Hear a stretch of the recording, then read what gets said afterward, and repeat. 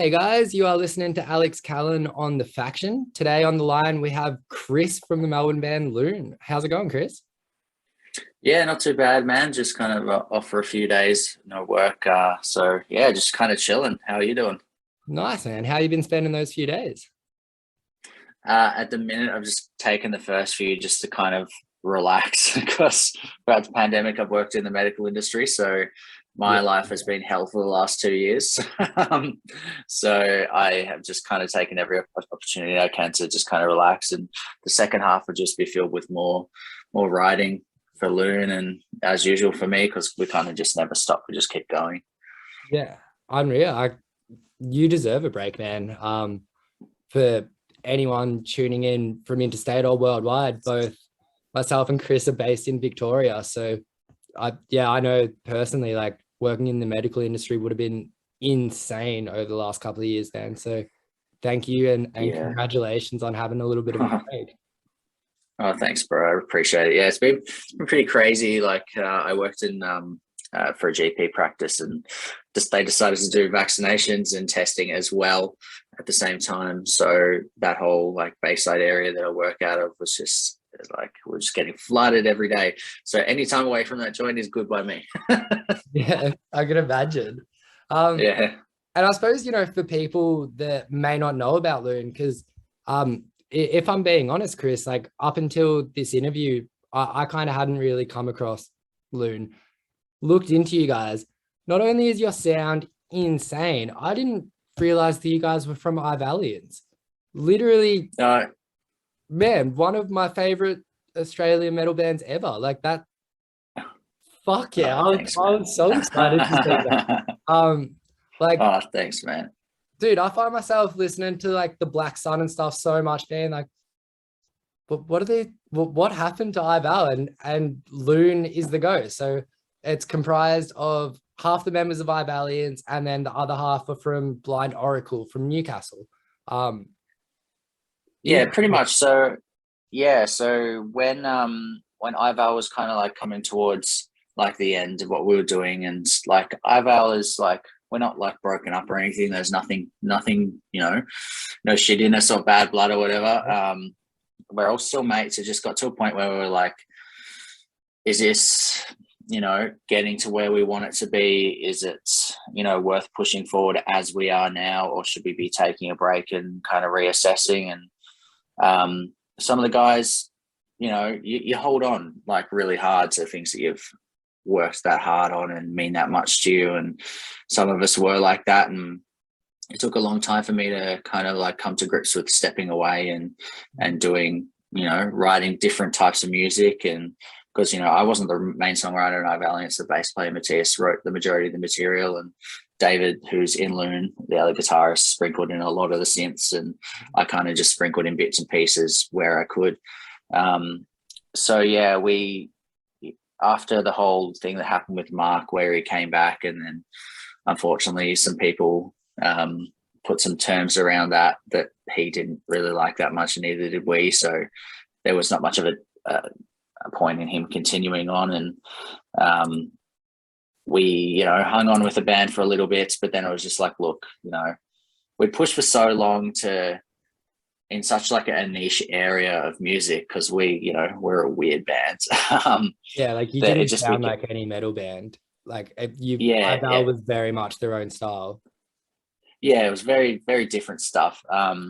So yeah, we just got to a point where it looked like, should we keep pushing on with what we're doing now and not seeing much of a, kind of kickback from it? Because, people, the support never stopped. People were always really, supportive online and all of that, but the show's just kind of like thinned out, and we're like, yeah, it's time to kind of take a break, reassess. And there's always things in the works with Ival. So, people can never really say goodbye.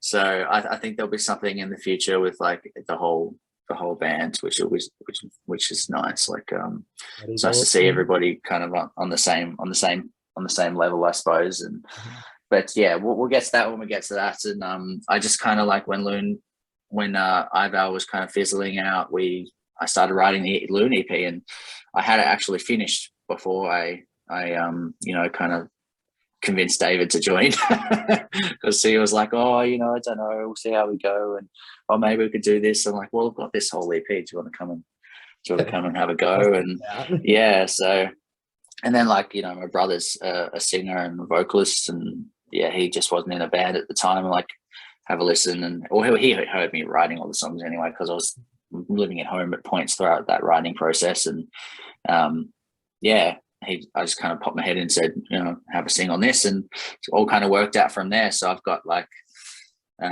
myself and David from Ival, Harrison playing drums, who was in Blind Oracle, my brother, who wasn't in a band for a long time, but he was in Architects of Evolution, and my best mate since I was a kid, Tyler, playing bass. And the whole band kind of like started because me and Tyler were just catching up one night. He's like, we always said we'd do music together, and come on, let's give it a go. And Ival was still going at that point, and that's kind of what kicked me into writing the EP, and here we are. And it's such a contrast as well. I mean, from the third LUNE show selling out, congratulations, that's incredible in itself. But kind of, as you said, the Ival shows really did start tapering off in terms of capacity. And I've always felt like it's something that's going to come back.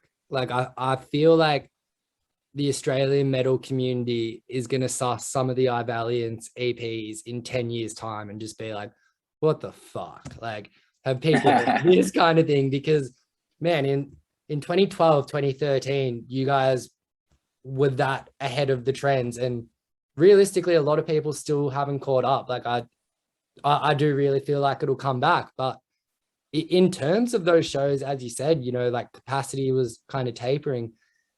I will never forget this. I saw, it was a Ivalians headliner show after I think it's just called One, with the EP with the cloud. Oh yeah. Yeah. So that had come out. And me and three mates came to see you guys at the Workers Club in Geelong on a Sunday arvo for a headliner show. And there was like 10 people in the crowd when we got there. And then 6 of those 10 people ended up standing up, and they were the support acts. And we were kind of like, oh shit, like, is this going to go ahead? And it was, I remember Amber East for one of the support acts, and then you guys. Oh yeah, I remember the show. Yeah. Dude, honestly, one of the most professional things I've ever seen, for you guys to rock up and be like, there's 4 people here drinking cookies breads on a Sunday afternoon, and you guys fucking threw down. Like, that was such a good set. You played with precision. I literally remember after like the set finished and Mark wasn't doing vocals, you guys had someone else, and he literally asked us, like, is there any songs you guys want to hear? And it's like, no, you guys have covered it. Like, it was such a good set, man. Like, yeah, really cool experience. That thank you for playing, because I'll never forget that show. Oh, it's all good, man. Like, it's just down to that really like baseline thing with bands. If you're playing a show, you play the show to like your fullest extent, kind of thing. Mm-hmm. And it's unfortunate what happened at the end with Ival, and I feel really lucky to be in the position I am with LUNE. Like, we've got a pretty amazing second chance kind of thing, and me and David particularly talk quite a lot about the mistakes we made in Ival and the things we would have done differently, and we try and implement those things into LUNE, just to cover our bases, not to oust any of our audience, to be really transparent with everybody and try and get the best out of the bands.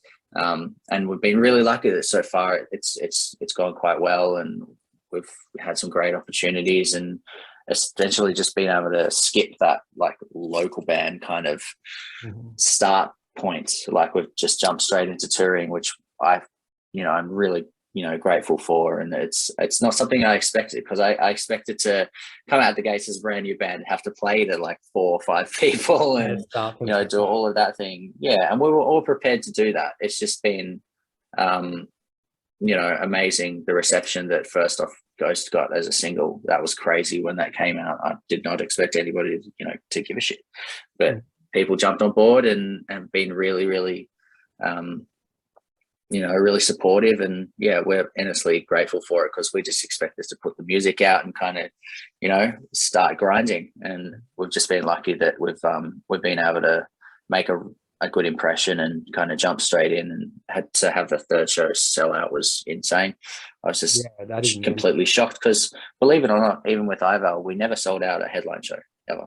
So really? for LUNE to be able to jump in as a third show and do that was pretty emotional, to be honest, because it's been years and we were just like, what the hell? Like honestly, congratulations, Krys, because as I said, like I've always been a fan of your music, and I think it's so cool that Australia and the world seems to finally be cluing on to how good it is. You mentioned Ghost, and that EP has over 1 million streams. Like that's insane. Yeah, psycho. Like you've played for a decade without selling out a show, and you've got over 1 million streams. You're on Destroy All Lines. Like, what a fucking mental year it has been for LUNE. Yeah, it's been crazy, and like I try not to think about the whole pandemic and what we would have done if we weren't locked in our house and the floor wasn't lava outside. But yeah, it's still been really good. Like I would have loved to have been able to tour through those last 2 years, but it is what it is, and you've got to look after each other and stuff. So like you guys were signed on for the Polaris tour as well, as the support act for the Victorian shows. So unfortunately, certain tours like that getting cancelled would have been pretty devastating. With Polaris, it just got rescheduled, so that one's still going ahead in February. So I think the dates are like 2, 3, 4, 5, 6 or something like that. So that one will still go ahead. Sweet. Still devastating, or to see it moved and everything. But there were like, in that first year the band was released in 2020, we had a headliner lined up with Enter Shikari. We had a Perth show with Varials and some other band as well. We had a Melbourne show with Varials. It was like us, Varials, and Wither. That would have been really cool. Just lots of things that were booked in and things that were in the works just went completely out the window really quickly. But we've been really lucky with the online presence, like people like Josh Travis from Mamia and Tony Danza, Glass Cloud, kind of being really supportive and just blasting us everywhere. And so it's the sense of disappointment and all of that kind of just hasn't been at the forefront of our minds, because we've tried to keep busy and there's been other stuff going on, and I think it's really important to kind of stay in the now and think about what you're doing right now, and be grateful for that. And that's what we've been trying to do. And speaking of the now and what you guys are currently doing, you've recently released Factory Fire's Funeral Pyre. Really didn't want to stuff up the pronunciation. A little bit of a tongue twister. It's a long one. Massive song like that. As I said, up until this interview, I hadn't encountered LUNE, so that was the first LUNE song that I heard, and was kind of sitting there by myself like, if you guys fucking heard this, like, was so blown away, man. It is a massive track. Thanks, man. I'm glad you like it. And that only came out like a week ago. And it's had kind of a really good response so far. Is that a bit of an indication of an EP coming out, or just a standalone single at the moment? So for this track and the one we released before it, Exit, they've got both got like parentheses at the ends, like inward, outward. So Exit was inward, as in like looking inward towards yourself, and Factory 5 Funeral Pyre is outward, so looking outward towards like what's around you. This is a concept that my brother's put together, and he's the vocalist in the band. And essentially he likes to touch on really heavy topics with his lyrics, like as you would have seen with the last one. If you saw the last one, it was about mental health and self-harm, that kind of thing. And this one was about essentially being in the position that we're at and the age of our generation. And we're watching our friends start to have kids and stuff like that. And for him, he just watches friends having kids and being like, how can we guarantee our kids' safety in the world when we can't guarantee there will be a world in the next 50 to 100 years.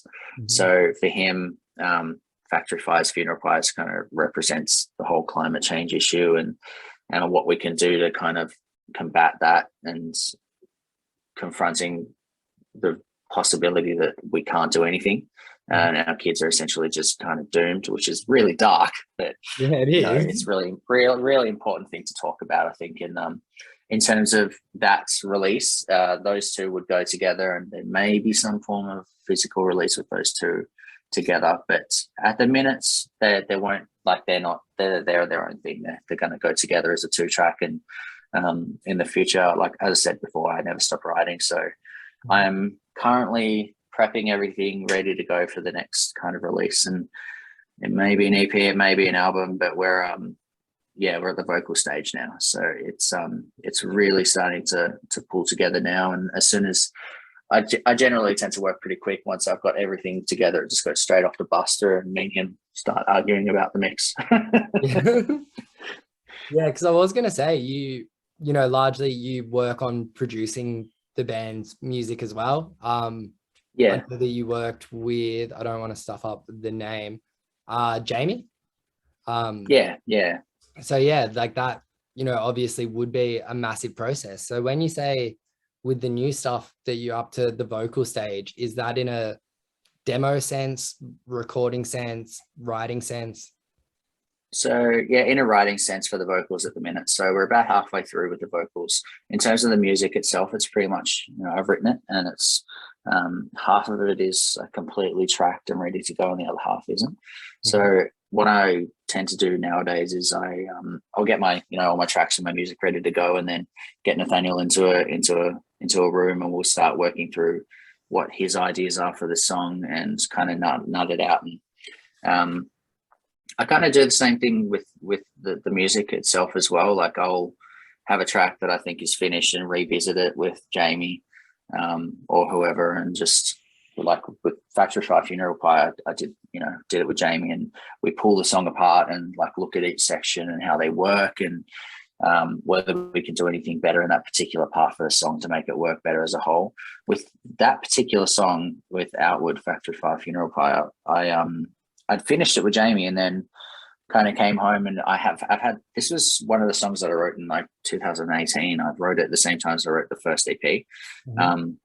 And so I'd finished it, taken to Jamie, and then this year when we're looking at releasing, I was like, might revisit it. So I pulled it apart and actually rewrote the middle and the end. So it's been on a long journey, that song. So I'll fiddle until I'm satisfied that where it's just like, you know, as good as I can get it, and then we'll start working on the vocals. But you know, there's always that point where you look at a song or a release in the end and you go, oh my god, like I wish I could have done this. But I don't think there's a musician on the planet who doesn't do that. You know, once you're in that tinkering mindset, you'll kind of keep changing things. And you know, I'll even do it with articles when I'm editing, and a lot of the time where I end up is kind of worse off than when I started. Like I've just tinkered so many ideas, and like sometimes I'll go too deep and then reread it and be like, fuck, I need to go back, kind of thing. Simplify. So, you know, it can be such a manic mindset, especially, you know, taking on a lot of the writing by yourself. It would be endless. There, as you said, there would constantly be things that you want to change or add or kind of do differently. So it's cool that you managed to take the bones from a song from like 2018, 19 and rework that with kind of what you're feeling and what you're writing now. Yeah. I think like the way I approach music is like I try not to let anything go by the wayside. So everybody has B-side tracks that just kind of sit in their computer or whatever, but I try to kind of nut through everything that I've got and make the most out of it, because I think, you know, ideas are important and stuff too. So at the same time, overthinking is not so good. We did a bit of that. With Ival, going back over tracks over and over again, and you get to the end of the process and you're like, oh god, I think I like the original one better. I think it's important to kind of tinker to a point where you're bettering the song, but not get past a point where you're just bettering a part for the sake of that part rather than the song as a whole. Mm-hmm. Yeah, completely agree. And you know, especially with your writing style, and you know, as you said, like Matthias and Ival and stuff, like it's all so meticulous, that I feel if you change one thing, it can almost rewrite an entire passage that or like may not work because you've changed that one aspect. Yeah. Yeah, and I think it's like I try really hard nowadays to think of my songs as like a, the way I can link them together. Like I'll carry leads from different parts of the songs into other parts to fuse them together a bit more. And when we're doing Ival, it was just more just like, pang, pang, pang, put it all out. And it was kind of just like a crazy brain dump. And I suppose that's what the essence of that band was. It was just crazy. But yeah, we just it's a lot more of a thought through approach with LUNE. And nowadays I still write the majority of the material, but there's stuff coming in from Davo as well. So like there's a middle riff in Exit that's David's riff as well, and we're getting more collaborative, but I'm still kind of like the producer of the band. It kind of filters through and it's a process when we're kind of pulling songs together, as it is for everybody. Mm-hmm. Absolutely. And unfortunately I am kind of running out of time a little bit here, but any launch shows, because as I said, a lot of our listeners are all around Australia. I'm based in Melbourne, so that sucks for them. Are there any launch shows in Melbourne that I can come along to? Because I'd love to see some of this material live. I don't think we're gonna do a launch just yet, but we've got a show on we've got a show on Jan 7th. Got a show on Jan 7th at Northcote Social Club with Earthcaller. That we'll be playing this track and a bunch of other stuff too, and one new one as well that's unreleased. And then after that, we've got the Polaris shows in February, and I believe tickets have been released for that because we're at full cap now. So there should be a fair few tickets available. And then I think we're looking at something in April next year that'll be a bit of a longer set. So keep an eye out for that one. So yeah, definitely a lot to keep an eye out for everyone. That's really exciting. Well, thank you so much. Yeah, lots in the pipeline. Oh, no worries, man. It seems like it, man. Especially after the last year, it seems like every band's kind of just been like, bang, I've had a year's worth of plans that I haven't been able to do. That's exactly what it is. Really, really interested to hear kind of some of the new stuff you've been working on. Can't wait for that to come out. And yeah, I'll most definitely be coming to that show at the start of Jan. If anyone has been late, I've been chatting to Krys from LUNE. Thank you so much for having a call, Krys. No worries, bro. Anytime. Awesome, man. We'll enjoy the rest of your day. And